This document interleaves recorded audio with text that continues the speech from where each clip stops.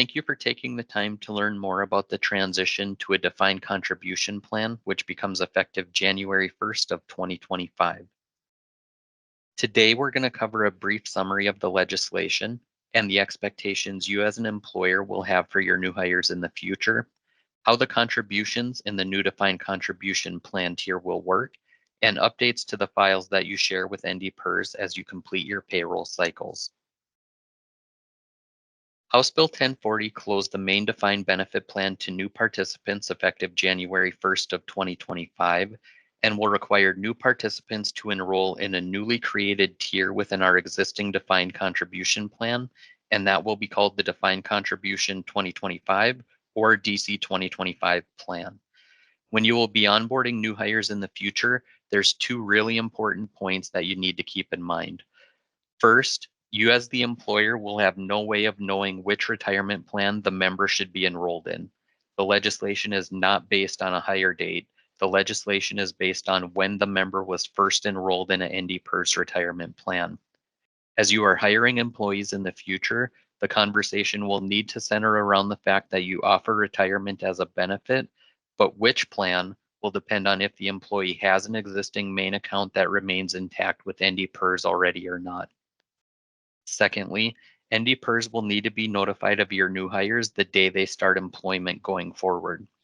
There are elections the new defined contribution participants only have 30 days to make, so becoming aware of your new hires the same day they are onboarded is going to be critical in the future.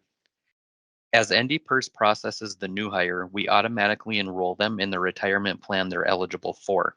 Just a few hours after submitting your new hire information, you will be able to run your benefit enrollment report, which will tell you which retirement plan your new hire was eligible for.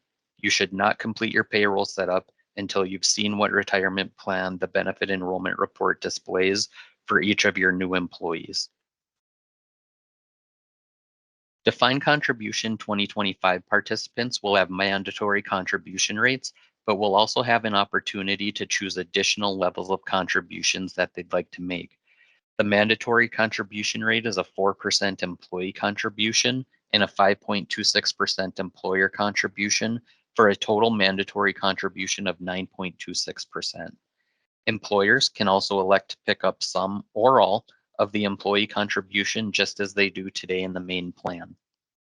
New hires will then have a 30-day window from the date of hire to elect an additional 1, 2, or 3% contribution into the retirement plan. This narrow window is due to IRS regulations. It is a lifetime election and it can never be changed, which is why it's crucial that NDPERS become aware of new hires the day they arrive at work. If an employee elects to make additional contributions, the employer is required to match the employee's contribution as an employer contribution.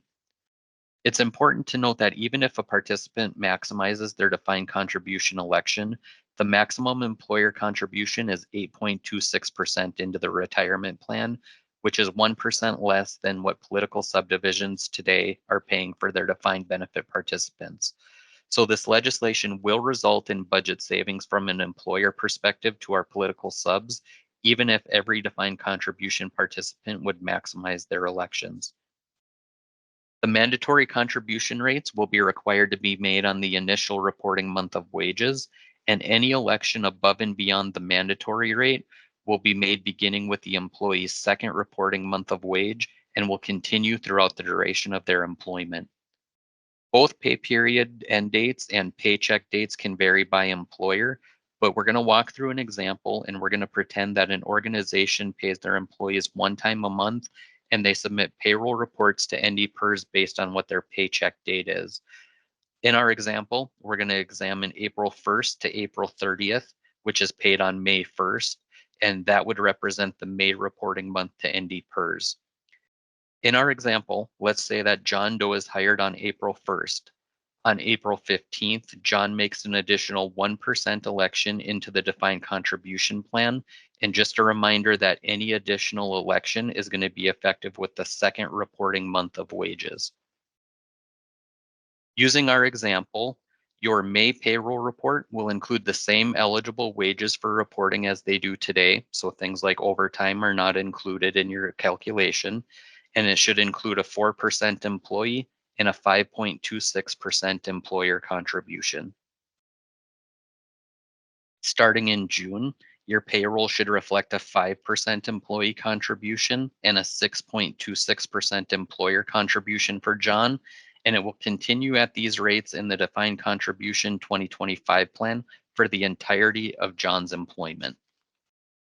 Because NDPERS is a governmental defined contribution plan, this arrangement cannot work like a traditional 401k that participants may be used to in the private sector.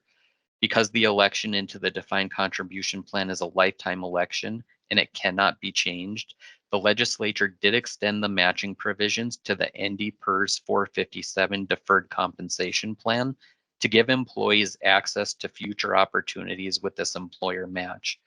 So employees can still elect a flat dollar amount to the 457 deferred compensation plan as they do today, and any remaining match that was not maximized under the defined contribution plan will then extend to the NDPERS 457 plan as long as the employer is offering the PERS plan.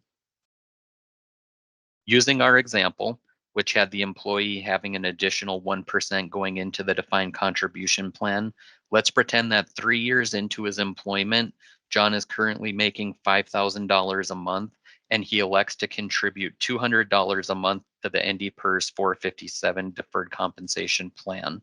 That $200 election would represent 4% of his pay. The employer will use the same retirement eligible wages that exist in the defined contribution plan. So again, we're not including things like overtime to calculate the remaining 2% match that John would be entitled to. In this case, because the $200 monthly election that John made exceeds the 2% match that was available to John, the employer is required to contribute an additional $100 or the entire 2% match into John's 457 plan.